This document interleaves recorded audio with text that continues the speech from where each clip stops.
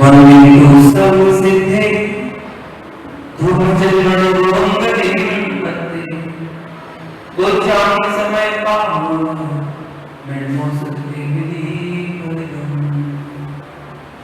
ब्रह्मो हरिहंतारम ब्रह्मो सिद्धारम नोआयति ब्रह्मो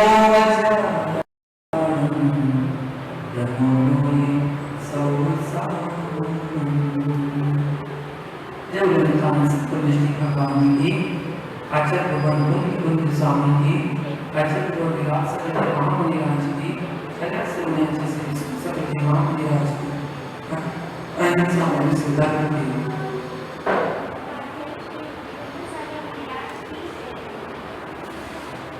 महानुभाव बल अधिकार की व्याख्या यहाँ पर चल रही है। आचार्य भगवान बुद्ध स्वामी समय सार के माध्यम से 254 55 56 नंबर गाथा का यहाँ पर व्याख्यान कर रहे हैं। 3 गाथा के माध्यम से मांगे अधिकार जानते हुए आचार्य स्वामी ग्रंथ समय सार में ध्रुव या स्वामी भगवान आत्मा के सेठ स्वरूप का व्याख्यान कर रहे हैं। अज्ञानी और संबंधों में निज का सुख और दुख निहारता है। जो हम पर से संबंध बनाते हैं उन संबंधों में सुख दुख को निहारता है। कौन? अज्ञानी प्राणी। अज्ञानी प्राणी देखा इससे मुझे सुख मिलता है, इससे मुझे दुख मिलता है। हमें किसी से सुख नहीं मिलता, हमें किसी से दुख नहीं मिलता। जिनसे हमारा लाभ होता है उनसे सुख मिलता है, सुख का हम अनुभव करते हैं। जिनसे द्वेष होता है उनसे दुख का अनुभव करते हैं। ज्ञानी पुरुष पर संबंधों में ना सुख देखता है ना दुख देखता है। परमात्म दृष्टि जितने ज्ञान पुरुष हैं दुखी प्राणी है, संबंध का विच्छेद भी हो रहा है तो संबंध के कारण संबंध बढ़ रहा है।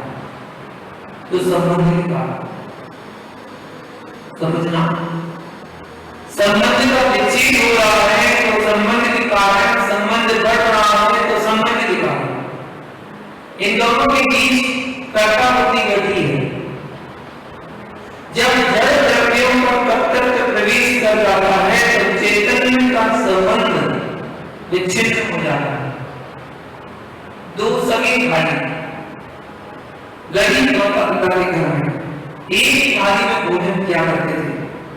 उन्हीं भाइयों के जड़ संबंधों में वृद्धि होने पर भाई भाई का संबंध विच्छेद हो जाता है। ये जड़ के संबंध ने तुम्हें नष्ट कर दिए।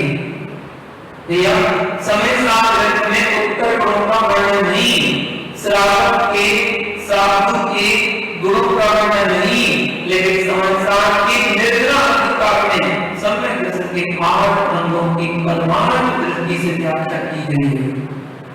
करीबी पापियों के पिंडों को देखकर साथ में सद्भुत अध्यात्म की भाषा है, उसका आनंद लूटते हुए व्यवहार में का विच्छेद करके नित्य वात्सल्य अंग का अभाव कर बैठे।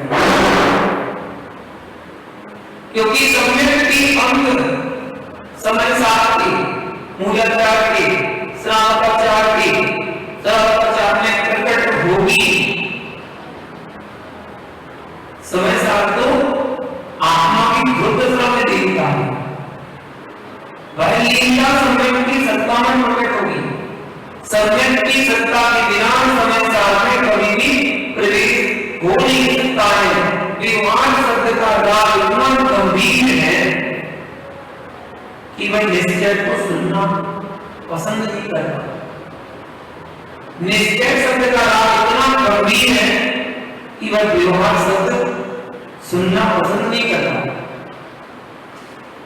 भाई भाई, माँ बेटा मात्र इस बात पर आपस में बात नहीं करते कि एक हिस्से वाला और दूसरा व्यवहार वाला है।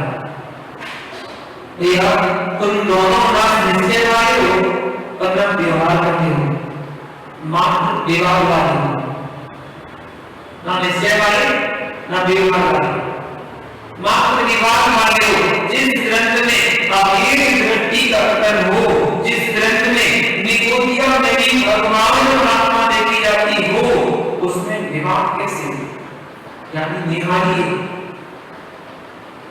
अब वो समय सारियों, तुम्हें अपनी मां में भगवान क्यों नहीं दिख रहे? जब एक वृक्ष की डाली भगवान आत्मा दिख रही है, जिस घास पर तुम घूमने गए थे, उस घास पर ना जाने कितने भावी भगवंत बैठे हुए हैं, अभी आपने वास्तविक कोई नहीं समझा। क्या किसी के गले से गले लगकर पसीने के जीवों को मार देना वास्तव है? अहो, ये वास्तव नहीं है, ये समय साल नहीं है, जिसके समय साल में समय पर ही नष्ट होता हो, उसका क्या समय साल? ये आपको मालूम होना चाहिए कि यह कॉलेज का छात्र है, 4 विषय पढ़ता है, तो एक ही अध्यापक 4 विषय पढ़ाता है क्या? अलग अलग पढ़ाएंगे। इन निश्चय व्यवहारी दोनों को समझना चाहिए। यदि कोई आपको व्यवहार की बात समझा रहा है तो शांति से समझना चाहिए, क्योंकि यह हमारा अध्यापक व्यवहार नहीं है, इससे व्यवहार नहीं समझना है। निश्चय की बात करने वाले से भी द्वेष मत कीजिए। दोनों अध्यापक यदि एक दूसरे की निंदा करते हैं तो स्कूल के अध्यापक होने के पात्र नहीं है, तो जेनेटर के शासन का अध्यापक होने का पात्र कैसे हो सकता है? पाठक शब्द का प्रयोग है। मुनि संघों में पाठक द्विवेदी चतुर्वेदी होते हैं। आप सोचोगे मुनिराज इन शब्दों का प्रयोग कर रहे हैं, समझ में आ गया होगा तो निश्चय विवाह नहीं कहता। जो पाठक है जो पाठक करने चाहिए। 4 वेद हमारे 4 अनुयोग हैं, जो मुनि 2 अनुयोगों का ज्ञाता होता है वह द्विवेदी कहलाता है, जो मुनि 3 अनुयोगों का ज्ञाता होता है वह त्रिवेदी कहलाता है, जो मुनि 4 अनुयोगों का ज्ञाता होता है वो चतुर्वेदी कहलाता है। यह दार्शनिक तो ये है। स्वामी जी की उपाधि भी त्रिवेदाचार्य है।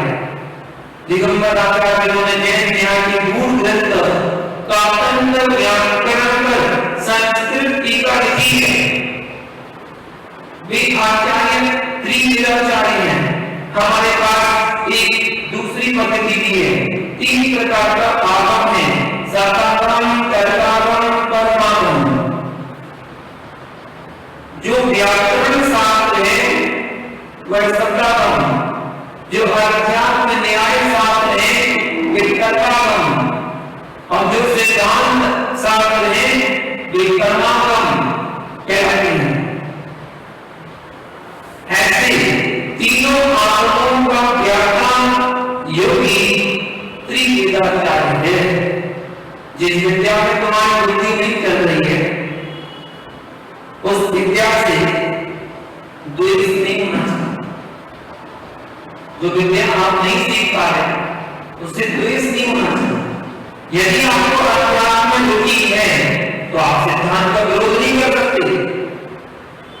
जो सिद्धांत को नहीं मानता वह भी मोक्ष मार्गी नहीं है, और जो अध्यात्म को नहीं मानता वह भी मोक्ष मार्गी नहीं है। आगम का ज्ञान नहीं है वह तो मोक्ष मार्गी हो सकता है, पर जिसको आगम पर श्रद्धा नहीं है वह ज्ञानी होने पर भी मोक्ष मार्गी नहीं हो सकता। ग्रंथों का ज्ञान होने पर श्रद्धा नहीं है, ग्रंथों पर ज्ञान होने पर भी श्रद्धा नहीं है तो मोक्ष मार्ग नहीं है। मंदिर का दरवाजा सबसे पहले कौन खोलता है? श्री जी की दर्शन सर्वप्रथम कौन करता है? कौन करता है? भगवान। यानी जीवन भर सेवा करता है, लेकिन सेवा का विषय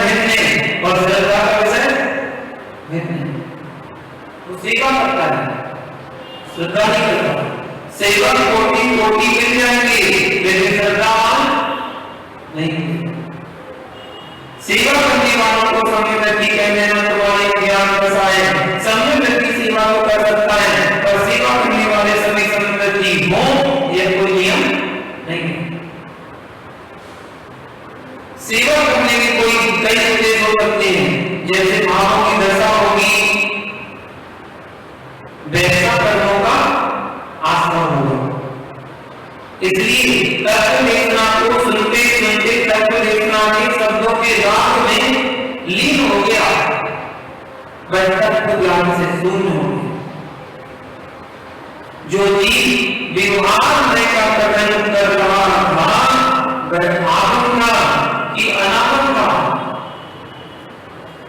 जो निश्चय में का ज्ञान कर रहा है वह आगम है कि अनागम है। यह दोनों आगम है। मूल में दो है, निश्चय में और दूसरा व्यवहार में। यदि साधन नहीं होगा तो साधन की सिद्धि कैसे? बर्तन में दूध तपाते हो, क्या तपाते हो? क्या तपाते हो? दूध तपाते हो।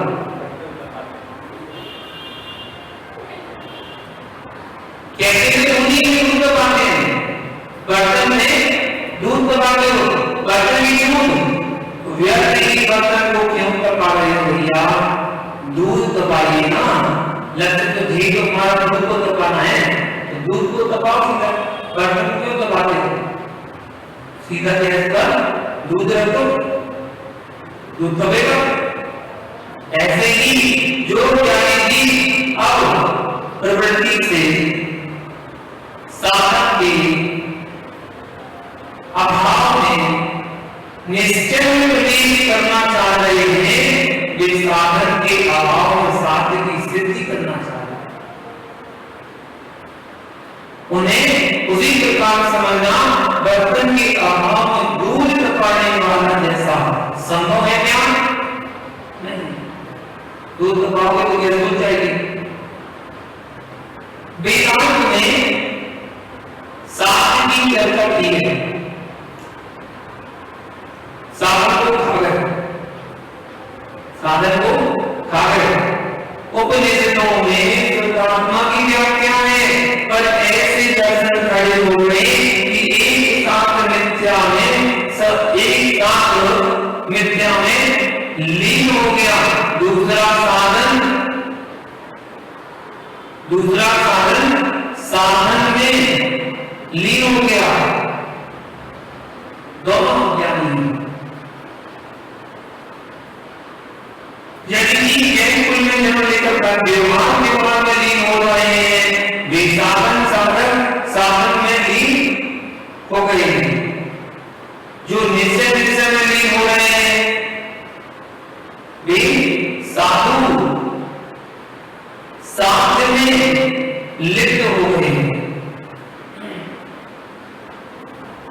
लेकिन कई बार कहें कि बर्तन से दूध तपता है, बर्तन से दूध तपता है और बर्तन को ही तपाता रहा, दूध डाला नहीं। और कोई कहे कि दूध तपता है और बर्तन नहीं रखा तो तपेगा कैसे? ऐसे कि जिसको निश्चय में तो सरका है और व्यवहार में तो नहीं स्वीकारता, वह मात्र साध्य का रागी है। पर साध्य को प्राप्त नहीं कर पाएगा। जो जीव व्यवहारिक नियम नहीं दिए हैं, मुनि बनने के लिए मुनि बना है, तो मुनि ही नहीं बना है। मुनि बन करके अरिहंत सिद्ध बनने का उद्देश्य बस केवल एक ही उद्देश्य होता है, मैं कब अरिहंत बनूं और कब सिद्ध बनूं। शांति पर लक्ष्य नहीं है तो साधन क्यों? और साधन नहीं है तो साध्य की सिद्धि कैसे?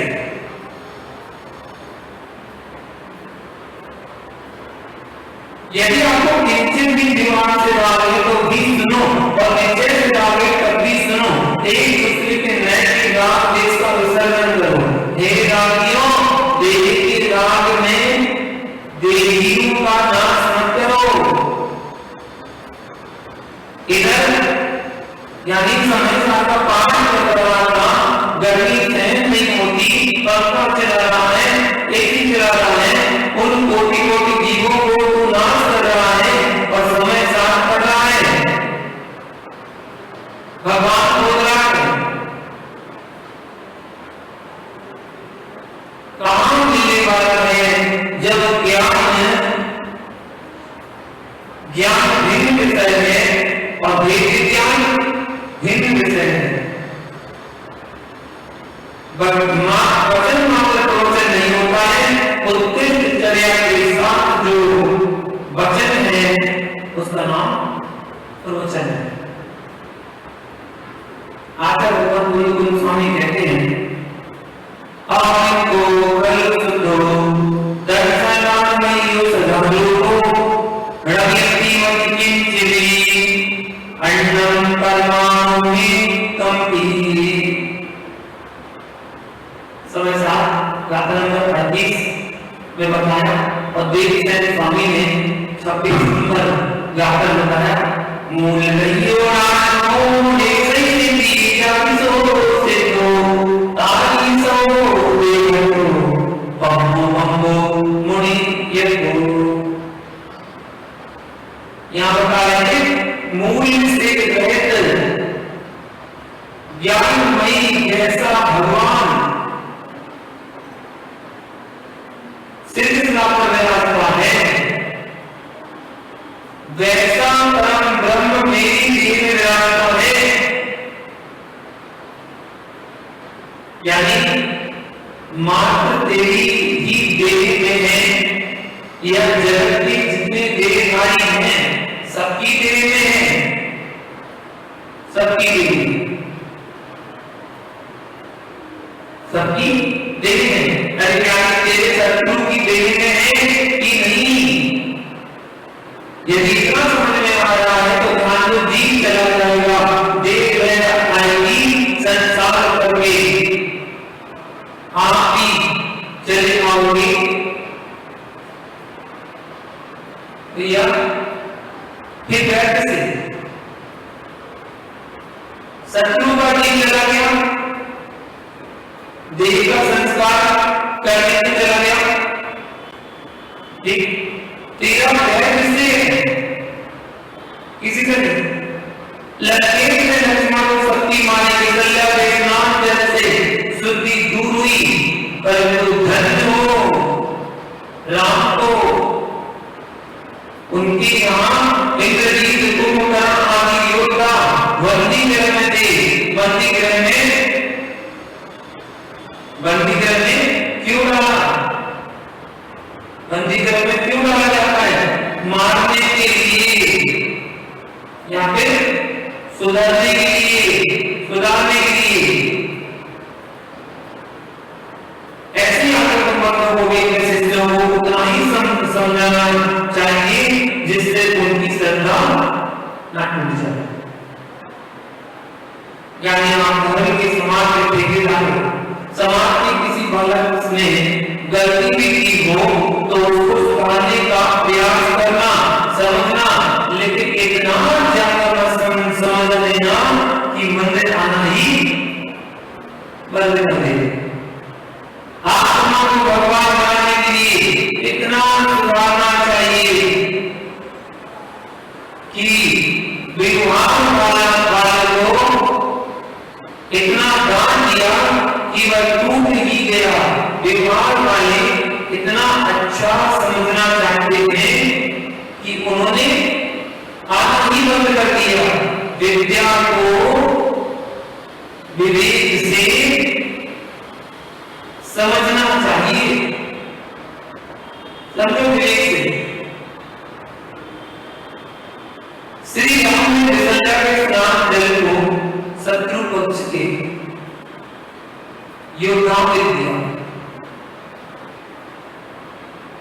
योद्धाओं को के बेटा लक्ष्मण की शक्ति लगने पर राम को आक्रोश आया और उन्होंने रावण से युद्ध किया था तथा युद्ध किया, रथ तोड़ा, धनुष तोड़ा, तभी रावण की मृत्यु को प्राप्त नहीं हुआ। रावण मृत्यु को प्राप्त नहीं हुआ तो श्री राम कहते हैं, हे रावण, अभी तेरा आयुष्य अवशेष है, तेरा पुण्य कितना विशाल है। मेरे द्वारा 6 बार रथ विहीन किया गया, 6 बार धनुष विहीन किया गया, तब तू भी उठकर बैठ गए, तू भी उठकर बैठ गया। पर लंकेश, आपकी शक्ति से मेरा भाई मरना शुरू हो गया, यदि मेरी आज्ञा हो तो मैं अपने भाई से मिल लूं। आमने सामने गंभीर युद्ध और उसमें चर्चा। रावण की प्रार्थना को ठुकराने के लिए असमर्थ था, कहता था ऐसे ही हो और लंका की ओर चला जाता है। तब लगता है कि निश्चय व्यवहार पर रामदेव फैला हुआ है, एक दूसरे की बुद्धि अशुद्ध भाव कर रहे हैं, बेटी रावण से भी छोटे हैं। क्यों? रावण तो धर्मभूमि को छोड़कर चला गया था, हिंसक की हिंसा, हिंसक की हिंसा करना भी हिंसा है। समझो कैसे? बहुत सारे दी गोलती वाले एक छिपकली आ गई और क्या कर रही है, पकड़ पकड़ के आप साथ लग रहे थे, लाइन लग रही थी, दोस्त किसको लगेगा?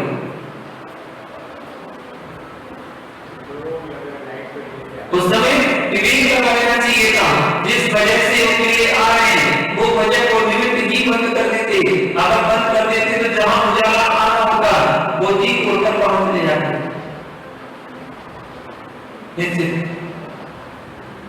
आमने सामने गंभीर युद्ध और उसमें चर्चा। रावण भी प्रार्थना को ठुकराने के लिए असमर्थ था, कहता था ऐसा ही हो और लंका की ओर चला जाता। तब लगता है कि निश्चय व्यवहार का भाव जो फैला हुआ है, एक दूसरे के प्रति अशुद्ध भाव कर रहे हैं, वे जीव रावण से भी उठे। क्यों? रावण के प्रभु को छोड़कर चला गया, हिंसक की हिंसा करना ही हिंसा। बालक एक छिपकली जीवों को खा रही है, तुझे क्या करना चाहिए? बिजली बंद कर देना चाहिए, बराबर है। यानी प्रोत्साहन देने वाला का स्वाध्याय सभी को करना चाहिए।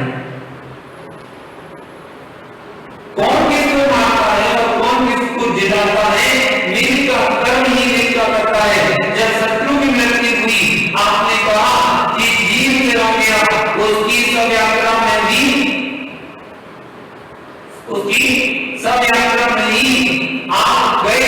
मैंने पूछा भाई आपका झगड़ा किससे था? आपका झगड़ा किससे था? इसका मतलब ना कर जीव में तेरा भाग था, ना कर जीव में तेरा द्वेष। निज की राह में तेरा राग है, निज के राग में तेरा राग है, निज द्वेष में ही तेरा द्वेष है।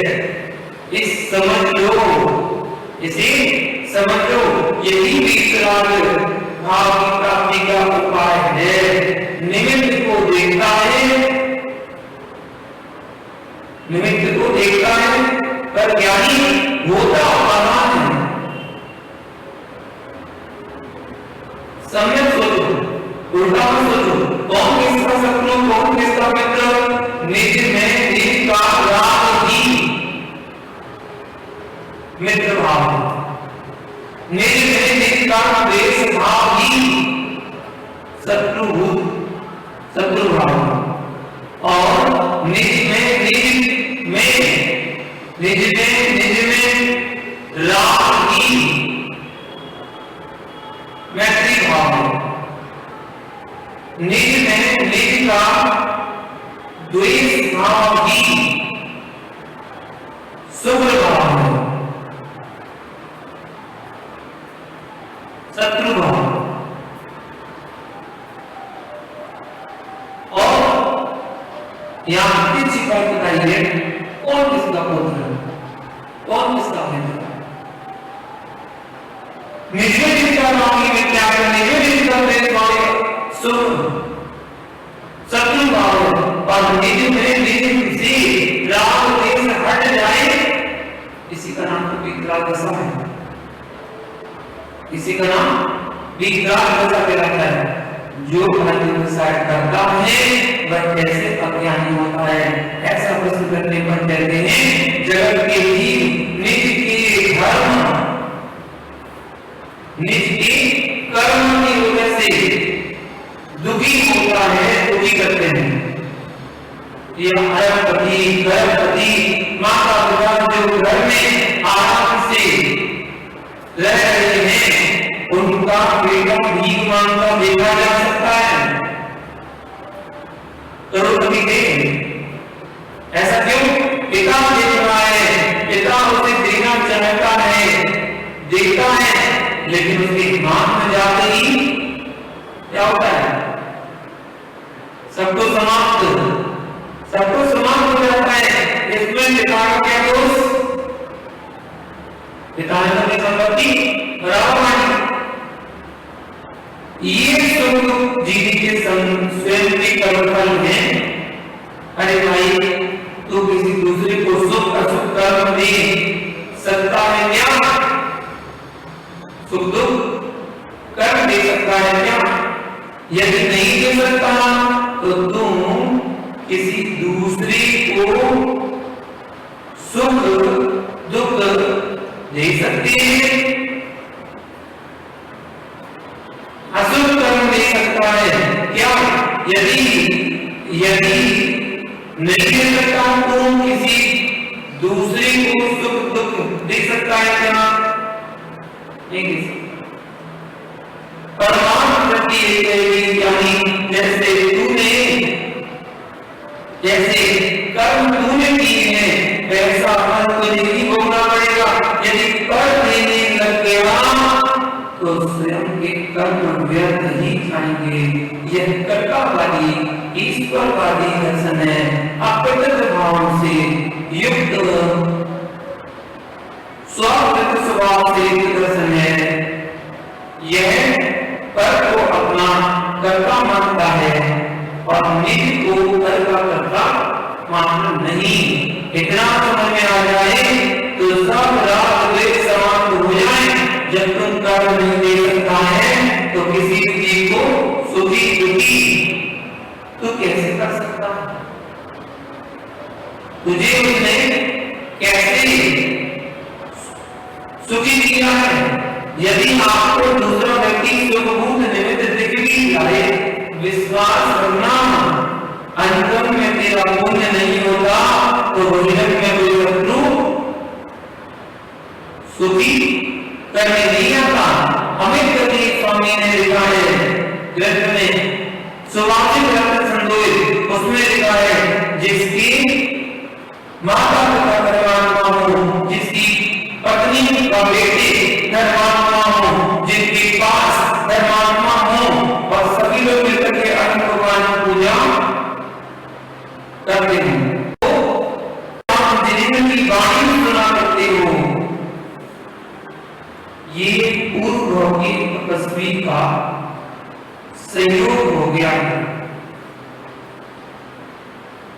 जो सभी एक साथ धर्म में लगे हुए।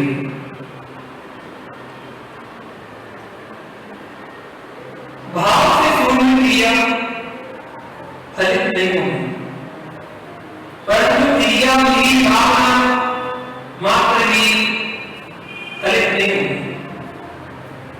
ना तो किसी को दुखी करता है, ना तो किसी को दुखी करता है। परमाणु दृष्टि से और निमित्त दृष्टि से, निमित्त दृष्टि से निमित्त निमित्त संबंध है।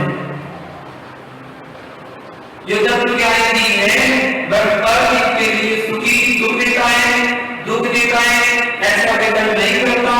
तर्क का जो भी सिद्धांत करो, कैसे करो?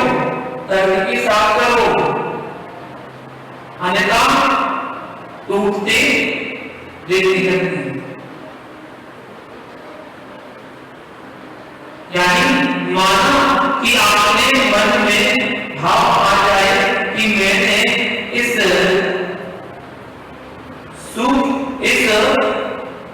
सुखी किया, किसी व्यक्ति को सुखी किया, ऐसे सुखी किया नहीं। यदि मेरे मन में इसको सुखी करने के भाव आ रहे हैं तो वास्तव में इस चीज का जो भाव है होगा, तो मेरे मन में इसको सहयोग करने की भावना आई। मां कभी कोई भूखा घर में आ जाए तो तुम्हारे पहुंचने के भाव ना आए, और कोई भोजन करके आए तभी चार हाथ पूछ रहे हो, ऐसा भी समझो, ऐसा भी होता है। इसलिए कहीं राग द्वेष करना नहीं, भेजना इस चीज का अंतन में पुष्प पाप देकर पुण्य पाप सबका देखा जाता है। पुण्य पाप जो करता है, या तो एक व्यक्ति को देखकर चेहरा प्रसन्न हो जाता है और दूसरे व्यक्ति को देखकर के लगता है कि कब यहां से खिसक जाऊं, इसमें हमारा क्या दोष है, इसमें हमारा क्या दोष? उसकी सुबह और दुर्गम नाम हो गए हैं। इसका सुबह प्रवृत्ति हो गए हैं। मैं तो निमित्त मात्र हूं, मैं तो निमित्त मात्र हूं, ऐसा जानकर के मनुष्य को हंस-मजाक करके गर्व नहीं करना चाहिए। पर चीजों को सुखी करता हूं, दुखी करता हूं, मदद करता हूं, जीवन देता हूं इत्यादि, ये सब इसके कौन है? अज्ञानी जीव। ये सब अज्ञानी जीव है, अज्ञानियों की सोच। अचल प्रबंध यहाँ पर उसी बात को आगे बढ़ाते कहते हैं, मोह से मोहित हुए प्राणी अपने सुख का बदला किसी को माने। ये तो फिर भी समझ में आता है, पर दूसरे के सुख दुख का बदला भी स्वयं को स्वीकारता है, स्वामी का जिक्र करता है। तात्पर्य मैंने अपने प्राणी को दुख दिया, मेरे माध्यम से दुखी हुआ, ये मेरी शक्ति है, ये मेरी ताकत है, आनंद मिल रहा है। हे अज्ञानी, मुझे मालूम होना चाहिए कि उसका असल कर्म ना होता तो तेरे द्वारा पीड़ित नहीं हो सकता। अधिकांशतः लोग इससे कर्म बंद कर रहे हैं, एक तरफ व्यवहार बनती थी, उस जीव को कष्ट दिया, इसके बाद इसमें आनंद लिया। एक बात तो दूसरे को दुखी देखने में आनंद मान रहा है, तो समझ में नहीं आता।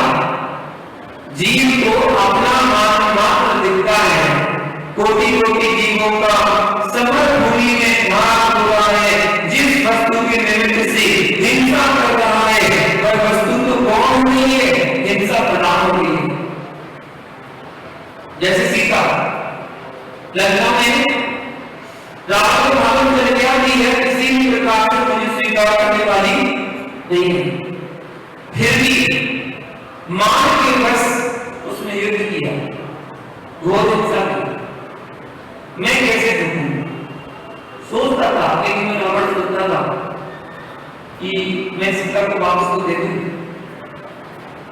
बस बंदूक कैसे?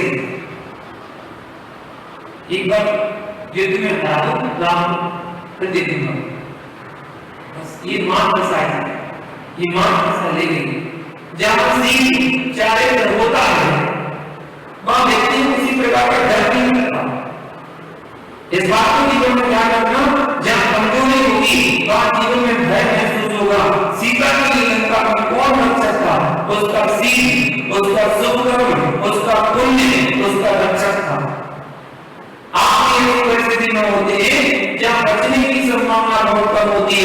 इस भारत की भूमि में प्रेमियों की संख्या कितनी है, फिर भी आनंद से रह रहे हैं कि आनंद से रह रहे कि नहीं? कितने कितने उत्तर हमारे दर्शन में आए, पर तब भी हमने पानी छानना नहीं छोड़ा। भैया कुछ भी हो, किंचित भी आपको यदि अपने डर पे प्रतिप्रीति हो तो दूसरे के घर में रात में भोजन नहीं करना, अनछना पानी नहीं पीना, चैन दर्शन की श्रद्धा से पतित नहीं होना। रावण ने सीता को पटरानी बनाने का प्रलोभन दिया तो सीता सती सीता उसने स्पष्ट बोल दिया, उसी रस से परंपरा में पाए उसी पुरुष का वैभव केवल मन है। क्या है? पुण्य का मन है। केवल पूर्व में नारायण मुनिराज हुए, उन्हीं चर्या का कठोर पालन करते हुए छोटी सी भूल हो जाती है कि मुझे ऐसा वैभव मिली, याद रखना, साधना आराधना करना, पर आकांक्षा मत करना। साधना करना, आराधना करना, मगर आकांक्षा मत करना। नारायण प्रतिनाथ की मुनिराज होते हैं, पर किसी के वैभव, धन, संपत्ति को देख करके साधना करते हुए निदान बंद कर लिया तो पूरी साधना का फल यह मिला, उसी समय मिथ्यात्व में गिर गया। साधना का कोई फल नहीं होती। जो नीच श्रम में जाने की सामर्थ रखता था वह स्वर्ग गए और मनुष्य जाति के नारायण प्रतिनाथ बन गए। यह साधना का दुरुपयोग है। जिस साधना से कर्म चय करके सिद्ध बनने वाला था, अरे भैया क्या किया? जीवन में ध्यान रखना, मांगने की बुद्धि भी पुण्य पाप पर आधारित है। जिसका इतना पुण्य होगा उसकी सोच उतनी ही चलेगी। जिसका पुण्य क्षीण है वह उतनी सोच भी नहीं सकता। सीलबंद पुरुष की दरिद्रता भी आभूषण है और वही सम्मान को प्राप्त होता है। सीता ने दूसरा संत क्या कहा था? केवली मूंछ भुंजन भुंजन मणि सूर्य कटाही कृपण धन तब लगे। तो समझ में आया? शेर की मूंछ हाथ से उखाड़ कर ला सकते हैं क्या? नहीं। सांप की मुक्कर पर बड़ी होती है, क्या उसको ला सकते हैं? नहीं। वीर गुरु के हाथ से कटाव छीन कर ला सकते हैं क्या? नहीं। कंजूस आदमी के घर से पैसे ला सकते हैं क्या? नहीं। ये कब मिल सकते हैं? इन सबकी प्राण निकलने पर। रावण से सीता क्या बोल रही है? जैसे शेर की मूंछ भुजन की मणि सूर्य की कटाव कृपा का धन तभी मिल सकते हैं जब उनके प्राण निकल जाए। ऐसी हे रावण, मेरे शरीर को तू तभी छू सकता है जब मेरे प्राण निकल जाए। सती का शरीर कोई व्यभिचारी छू नहीं सकता। रावण समझ चुका था कि अब उसे सीता मिलने वाली नहीं। सीता को रावण भूल चुका था, पर युद्ध क्यों चल रहा था? रावण के मन में आया कि लोग क्या कहेंगे, लोग क्या कहेंगे कि विद्या करूंगा स्वामी रावण राम से मांगूंगा सीता को लौटा है। क्या सोचा? पहले काम को बराबर कर लो, फिर सीता दे दूंगा। रहस्य क्या है? जो समझदारी में चल रहा है, जीव को अपने अहंकार के राम में कितने जीवों का घात हुआ है, इसका कोई विकल्प नहीं आता। कोटि कोटि योजना उस रंग में नष्ट हो गए। यह हिंसा क्यों हुई? मैं मैं दूसरे को मार रहा हूं, इसमें आनंद ले रहा हूं, वह इसलिए मिट गया। आनंद क्यों ले रहा था? मैं किसी से कंट्रोल नहीं हूं, मैं नाम का पाठ करके रहूंगा। पर ध्यान रखना, नाश किसी का कोई करता नहीं, नाश किसी से कोई होता नहीं। जब पुण्य का नाश होता है तो भांस से भी नाश हो जाता है, और पुण्य प्रबल होता है तो फांसी पर भी लटका दो तब भी नहीं मरता। लक्ष्मण को शक्ति मारकर वह सोच रहा था कि अब तक लक्ष्मण चला गया होगा, लेकिन यह पता नहीं था कि उसका पुण्य प्रबल है और तेरा पुण्य क्षीण हो चुका है। यदि आपके घर में भी किसी को आपके द्वारा कष्ट दिया जाता है तो कष्ट देने का उद्देश्य क्या होता है? अपने मान के कारण कष्ट अधिक देता है, स्वयं को भी कष्ट देता है। क्यों? जब दूसरे को कष्ट देना हिंसा है तो स्वयं को कष्ट देना हिंसा नहीं है क्या? हिंसा। यानी कर्मों मानने के लिए खड़ा हुआ है, मान रसायन उद्वेग में यह भी राग बैठा हुआ है द्वेष के साथ। तो दूसरे को मार तो नहीं सकता है, परंतु मारने का राग करके, कर्म का बंध करके स्वयं की दुर्गति नियत कर सकता है। क्या कर रहे हैं? पुनः भारत से मिल लीजिए। एक घंटे दोनों पक्षी कितने सारे योद्धा मारे गए। एक अहंकारी मेरा अहंकार चला जाता तो इतनी योद्धा क्यों मारे जाते? पर मानकर चर्चा करते हो इसलिए दूसरे को मारते हो। जो मरण को प्राप्त हो रहा है, जो दुखी हो रहा है, वह अपने कर्म के उदय से ही है।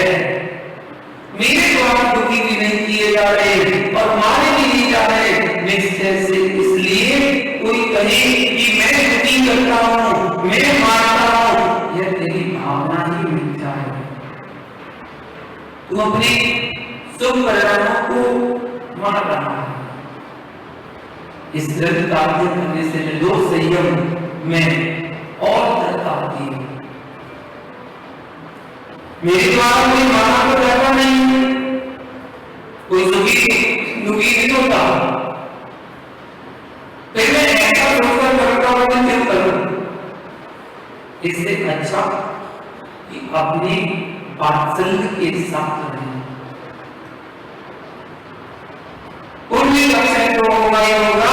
ध्यान में सुनो, बालक घी का दीपक जल रहा है तो प्रत्येक क्षण में घी का क्षय हो रहा है कि नहीं? घी समाप्त हो रहा है कि नहीं? हाँ, ऐसा कौन सा समय है जब खेलते हुए दीपक में घी समाप्त ना हो? ऐसा कोई समय है? यदि तुम चाहे तो उस घी के दीपक की रोशनी से दिलवानी पड़ सकती है। किसी के घर में रोककर उस दीपक के प्रकाश से चोरी कर सकता है। कौन सा काम अच्छा है? कौन सा काम अच्छा है? जिम्मेदारी करने का घी किस काम में नष्ट हो रहा है? दोनों में बेटा अब संसार की बात सुन, अपने माता पिता से कह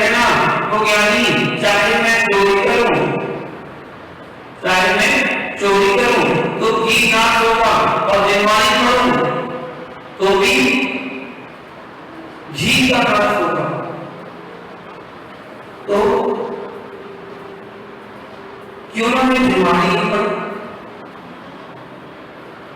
अभी तक तो दृष्टांत था, अभी तक तो दृष्टांत था, चाहे मेरे घर का हो, चाहे दूध रोटी खिलाओ, चाहे तंत्र का अभिषेक करने वाले चले जाओ, तुम्हारे पास जो पुण्य है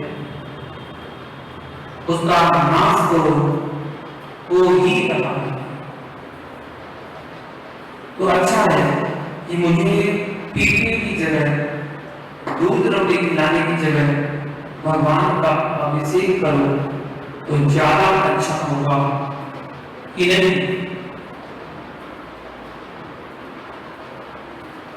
जब पुण्य का भोग पाप भोग करने पर भी क्षय को प्राप्त होता है, पुण्य का क्षय पुण्य कार्य करने पर भी होता है, परंतु पूर्व में किया हुआ पुण्य है वह तो क्षय होगा, उसका क्षय पुण्य के साथ करेगा तो अभिनव पुण्य को प्राप्त होगा और असुर की निंदा करेगा।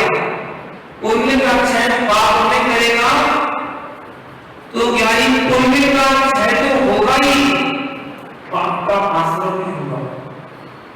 तो तेरी दुर्गति नियत है।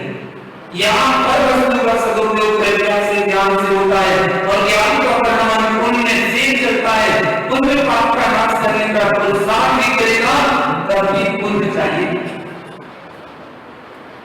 कर्म का क्षय करने के लिए, साधना करने के लिए विशुद्ध परिणाम चाहिए।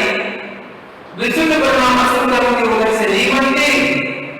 इतना गहरा विषय है, ऐसा चिंतन साधक और साधक प्रतीक्षण करे तो अब ध्यान से आत्मा की रक्षा करे। अब ध्यान मतलब कोटा ध्यान, जब तो मार नहीं सकता, जिला नहीं सकता तो मारने के भाव करके निज के बंध को क्यों प्राप्त कर रहा है। बंध नहीं करना मेरा करना को चढ़ना मन बैठा है, समझने वाला चाहिए करना नियोग क्यों बैठा है, कर्म सिद्धांत पर जोर दे रहे हैं इसलिए करना नियोग क्यों बैठा है। जब तू कर्म बंध को समझेगा तो दूसरे को मारने का उपक्रम नहीं करेगा और ना मारने के भाव करेगा। यही तो चरण नियम है। सच्चा दयालु वही होता है जो अपने ऊपर दया करता है, जो जीव 100 कर्मा करके कर्मा करता है वह सत्या कर्माशील होता है और जिसको 100 करना नहीं होती वह कर्मा करते हुए भी कर्मावान नहीं हो पाता है। आज मनुष्य रक्तदान करके अपने को कर्माशील मान रहा है, यह कोई कर्मा नहीं है। मोक्ष मार्ग सामाजिक नहीं होता, सिद्धांत का ही होता है। हमारे त्यागी व्यक्तियों ने रक्तदान को अगर नाम लिख दिया, क्या इस बात को महावीर स्वामी और जैनाचार्य स्वीकार करेंगे? नहीं करेंगे। आपके राह में हम आदम को नहीं छोड़ सकते हैं, जो ना मरता है ना दुखी किया जाता है।